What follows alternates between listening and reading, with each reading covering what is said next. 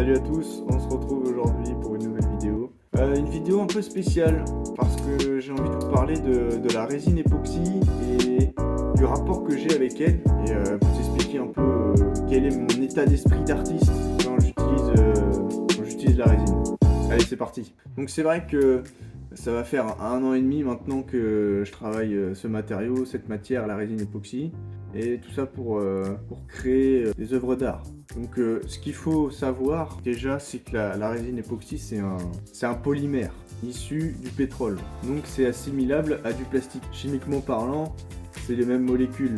Donc quand on travaille la résine, on utilise du plastique. Donc c'est vrai que au début j'y pensais pas.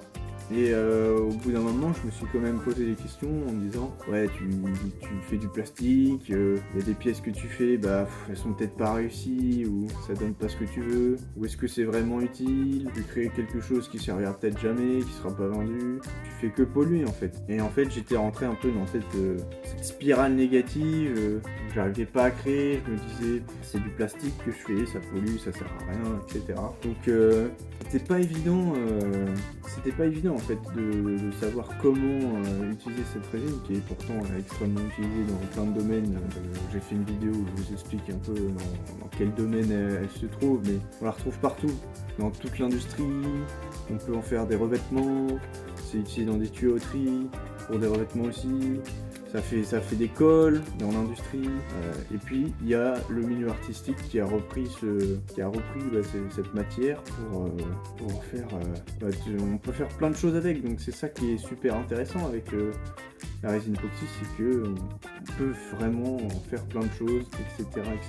Mais c'est vrai que on peut se dire est-ce que c'est vraiment intéressant, est-ce que c'est vraiment utile, est-ce que ça vaut le coup d'utiliser la résine pour ça, quoi. Donc je me suis vraiment posé cette question et c'est pour ça que je me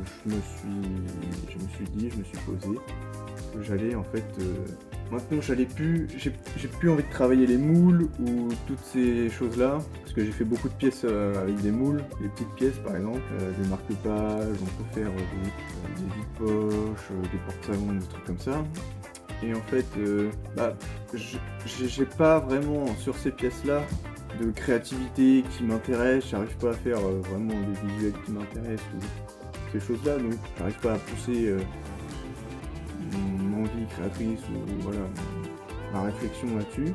Alors que sur des pièces comme des horloges, comme voilà, les dernières pièces que j'ai faites, je me suis un peu plus amusé, j'ai sorti une horloge voilà, avec des formes un peu différentes. Là-dessus, je trouve que c'est bien plus, en tout cas pour moi, c'est bien plus intéressant à faire. Donc en termes de créativité, c'est bien plus stimulant. Et je trouve que ça rend beaucoup mieux que juste faire, est-ce que j'en ai là, juste faire un marque-page quoi. Surtout qu'après quand on voit avec le retour des gens s'il fonctionne bien, etc., peut-être qu'on voit des défauts ou des utilités qu'on ne voyait pas auparavant, etc. Donc c'est pour ça que je me suis dit je vais plutôt essayer de faire, me dire comme si la résine c'était rare. Donc je me dis, voilà, il faut que j'utilise à bon escient ma ressource qui est la résine époxy. D'autant plus que c'est quelque chose de plastique, donc c'est pas non plus quelque chose qui est biodégradable, etc.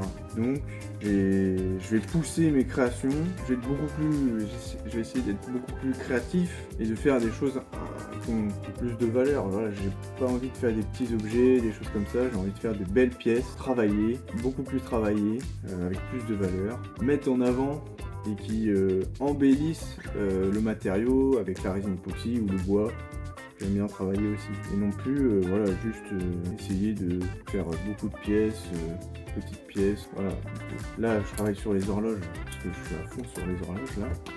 J'adore ça, je trouve que le rendu est super, que c'est super cool à travailler. Donc, je vous ai montré une horloge déjà, je peux vous en montrer une autre. Ici, je l'aurai arrivé au cours de l'année. Celle-ci elle est magnifique. Bon, il y a l'étoile aussi. Moi j'ai fait des toiles, ça aussi je trouve ça cool à faire les toiles. Voilà. Là aussi on peut être créatif, etc. Et ça plaît bien. Mais bon, voilà, une belle pièce comme ça. Voilà, là on a des super rendus, des couleurs et tout, il y a du sable. Ça franchement j'adore travailler ça quoi. Là ça c'est cool. C'est une superbe pièce. franchement 50 cm de diamètre, c'est waouh, ça c'est un plaisir. Alors que voilà, par exemple, ces pièces-là, j'en ai vendu beaucoup, j'en ai fait beaucoup cette année. C'est des dessous de verre, c'est très bien. Voilà, je dis pas le contraire, c'est beau. Mais personnellement, je trouve que ça a moins de valeur, que ça apporte moins de valeur qu'une belle horloge, qu'un beau tableau, qu'une belle table. Et donc, étant donné que pour ma part, je considère que la résine c'est quelque chose qu'il faut utiliser avec parcimonie, il faut bien utiliser. J'ai plus envie de faire des petites pièces qui, pour moi, n'apportent pas assez de valeur. Voilà, un dessous de verre, il est joli.